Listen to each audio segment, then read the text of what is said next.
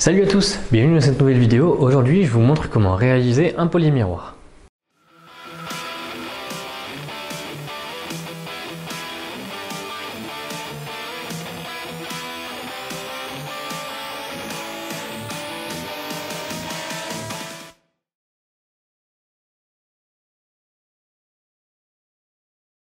Dans la vidéo d'aujourd'hui, je vais vous montrer comment je réalise un polymiroir. Il y a mille et une façons de faire. Moi, j'ai trouvé une façon qui me convient très bien et qui n'utilise que des machines. J'ai absolument pas besoin de faire de ponçage à la main. Je vais utiliser plusieurs types d'abrasifs dans cette vidéo, donc je vous mettrai tous les liens dans la description pour pouvoir les retrouver facilement. Pour illustrer la vidéo d'aujourd'hui, on va faire ça sur ce modèle. Donc c'est mon modèle Eris que j'ai réalisé récemment. Ce couteau a été trempé, j'ai juste décapé rapidement la surface pour avoir un aspect assez lisse. Et maintenant, on va passer à la réalisation des émoutures que je fais post-trempe sur ce couteau, tout simplement parce qu'il est très fin et que si j'avais fait les émoutures avant la trempe, il y avait de bonnes chances pour que ça torde. Donc on va faire les émoutures, puis on va passer au pré-polissage, puis polissage. Je vais vous expliquer tout ça avec la voix off au fur et à mesure que je le fais. Allez, c'est parti! Ici, bien sûr, on travaille après les traitements thermiques, donc il va falloir être très vigilant afin de ne pas surchauffer le métal et de ne pas ruiner les traitements thermiques qu'on a fait. Donc vraiment faites très attention, surtout lorsque vous commencez à attaquer des grains qui commencent à être très fins, notamment sur les Trizact. Personnellement, j'ai l'impression que c'est des bandes qui ne chauffent pas tant que ça, parce que les abrasifs sont plutôt efficaces, mais faites attention, il faut vraiment s'en servir doucement et pas trop appuyer. Sinon ça chauffe vite, surtout quand ça tourne aussi vite que sur mon backstand. J'ai pas de variateur de fréquence, donc je peux pas moduler la vitesse des bandes. On démarre les émoutures avec du grain 80 pour façonner le plus gros du travail. Ici la difficulté, c'est que l'acier est très fin, donc aussi très flexible, il faut bien gérer la pression qu'on met. Une fois le travail au grain 80 terminé, on va commencer à faire du pré-polissage avec du grain 120. On va terminer notre émouture et on va commencer à monter en grain.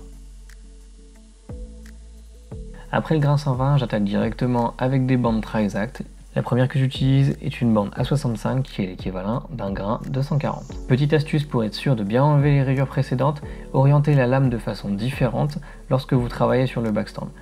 Là, les rayures étaient perpendiculaires au fil de la lame. Je vais donc orienter la lame avec la pointe vers le bas, ce qui nous fera des rayures en diagonale. De cette manière, vous pouvez très bien voir les rayures qui ne sont pas enlevées et celles qui ont été ajoutées. Faites attention avec cette méthode, on peut avoir vite tendance à creuser un petit peu trop le haut de l'émouture et c'est pas facile à rattraper. L'inconvénient de cette méthode, c'est qu'elle ne permet pas de travailler l'entablir du couteau. Vous pouvez voir ici qu'on a une petite démarcation au niveau de l'entablir qui n'a pas été touchée par la bande. Il faut donc maintenant se focaliser sur cette zone et être sûr d'enlever les rayures.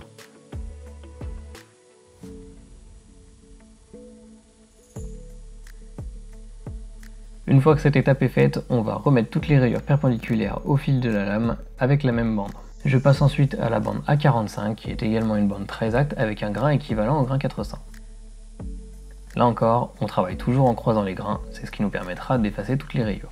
Et enfin, pour terminer avec les bandes Trizact, on utilise la bande A30 qui est un équivalent du grain 600, là encore en croisant les grains. De toute façon, dès lors que je passe au-delà du grain 80, je croise les grains à chaque bande.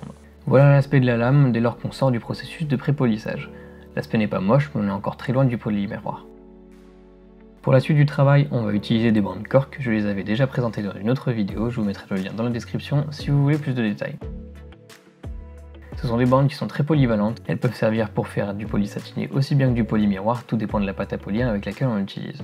Certaines de ces bandes sont imprégnées d'abrasifs, d'autres ne le sont pas.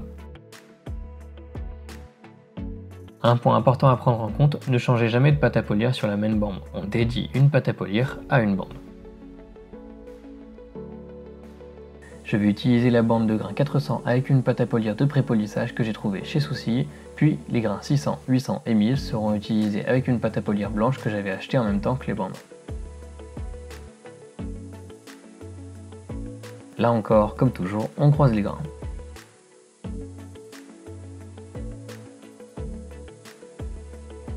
Une fois le grain 400 terminé, c'est-à-dire que toutes les rayures des grains précédents ont été enlevées, on peut passer ensuite au grain 600, cette fois-ci en utilisant une pâte à polir pour obtenir un polymiroir. Avec ces bandes et une bonne pâte à polir, pas la peine d'appuyer fort. Croisez bien les grains et prenez le temps d'enlever toutes les rayures.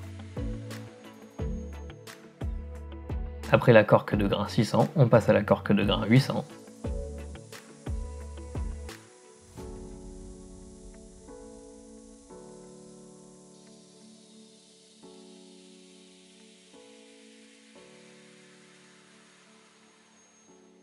Une fois le grain 800 terminé, on peut enfin passer à la bande cork de grain 1000.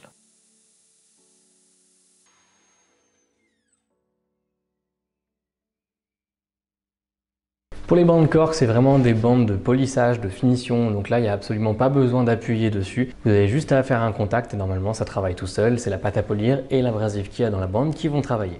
Toute notre progression a été faite pour les bandes cork, donc on arrive au grain 1000, mais il nous reste une dernière étape qu'on va faire pour faire la transition entre le backstand et le touret. Dans cette dernière étape, on va utiliser une bande qui va uniquement servir de support à la pâte à polir et qui aura absolument aucun abrasif imprégné dedans. Pour ça, on va avoir le choix entre une bande cork sans abrasif imprégné ou une bande Scotch-Brite de type T. Si vous êtes intéressé par ce type de bande, j'ai fait une vidéo de présentation sur le sujet et je vous invite vivement à aller y jeter un œil pour pouvoir les découvrir un petit peu. Donc en fait, cette bande cork sans abrasif ou cette bande Scotch-Brite blanche, la Scotch-Brite T, vont vraiment être un support pour la pâte à polir. Elles ont chacun leurs défauts ou leurs inconvénients et ici, pour ma part, je vais utiliser la cork. Tout simplement parce que c'est un acier qui est très fin et que je ne me sens vraiment pas confortable d'aller avec ce type de bande à cette vitesse-là sur un acier aussi fin parce que je pense que ça va vraiment trop accrocher mon tranchant et je vais risquer de perdre ma lame et qu'elle soit éjectée. Si la lame avait été plus épaisse, moins flexible, je pense que j'aurais pu utiliser les Scotch-Brite sans aucun problème. L'autre chose qui me dirige un petit peu plus vers les bandes cork pour cette lame-là, c'est que j'ai déjà fait ma finition sur les plats et qu'en général, avec les Scotch-Brite, on va avoir un petit peu de débordement de finition sur les plats. Donc ça voudrait dire que ça allait polir un petit peu mes plats et là, ici, c'est pas ce que je veux. Je voudrais que la délimitation reste assez marquée. Donc pour cette lame-là, je vais choisir la bande cork, mais on aurait très bien pu faire ça à la bande Scotch-Brite. Je pense que c'est important et intéressant d'avoir les deux pour vraiment pouvoir moduler et choisir laquelle on utilise en fonction des cas. Et donc là encore, sur ces bandes, il faut bien tenir la lame, mais pas forcément appuyer comme un bourrin. D'ailleurs, on va même pas appuyer du tout. On va vraiment faire un contact et laisser la bande travailler tout doucement. Et bien sûr, elle s'utilise avec une pâte à polir. Cette bande cork n'est pas imprégnée d'abrasive et elle est neuve. Comme vous pouvez le voir, les grains de liège sont très agressifs. On va donc casser ces grains volontairement avec un morceau de métal qu'on va pousser très fort contre la bande de façon à la lisser et faire en sorte qu'elle soit beaucoup moins agressive et qu'elle puisse bien mieux étaler la pâte à polir. On utilise cette bande avec une pâte à polir pour obtenir un poli miroir. Personnellement, j'utilise la même que celle que j'avais pour les grains 600, 800 et 1000.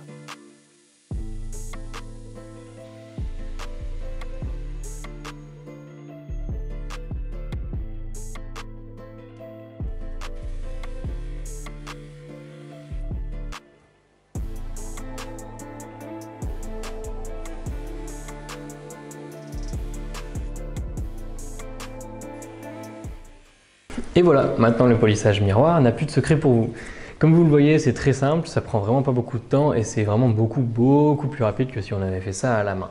Le touret permet vraiment de finir d'effacer toutes les petites rayures qu'on avait faites grâce au backstand avec les bandes de grains très fins, la bande de grains 1000. Et de cette manière, je ne peux pas aller plus loin dans le miroir pour ma part, tout simplement parce que les micro-rayures qu'on peut deviner ici sur la lame, elles sont faites en fait par la pâte à polir elle-même. Donc si on veut un poli-miroir qui soit encore plus brillant que ça, il va falloir investir dans des pâtes qui sont encore plus fines. Je ne suis pas forcément une référence dans ce domaine-là parce qu'en fait j'en ai testé très peu des pâtes à polir et comme ce type de finition me convient très bien, pour moi je ne cherche pas à essayer d'autres choses parce que c'est déjà très bien comme ça. Donc comme j'ai dit en début de vidéo, tous les abrasifs et toutes les bandes que j'ai utilisées aujourd'hui et présentées aujourd'hui, ce sera tout dans la description. Comme ça vous allez pouvoir les retrouver facilement et peut-être faire votre propre avis sur la méthode, savoir si elle vous plaît ou pas. Quoi qu'il en soit, je vous dis à la prochaine dans une future vidéo et d'ici là portez-vous bien. Salut!